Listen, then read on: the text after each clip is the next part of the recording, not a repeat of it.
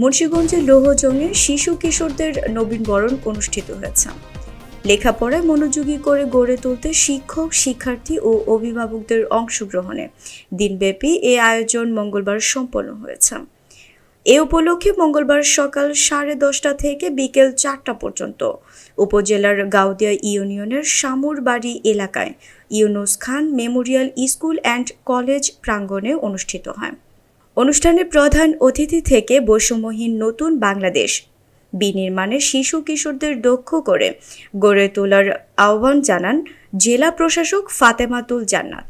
এর আগে দেশাত্মবোধক বিভিন্ন নাচে, গানে ও গুণী লেখক ও কবিদের লেখা কবিতা আবৃত্তি করে অতিথিদের মুগ্ধ করেন শিক্ষার্থীরা। অনুষ্ঠান শেষে মেধাবী কৃতী শিক্ষার্থীদের দেয়া হয় সংবর্ধনা, হাতে তুলে দেওয়া হয় সনদ।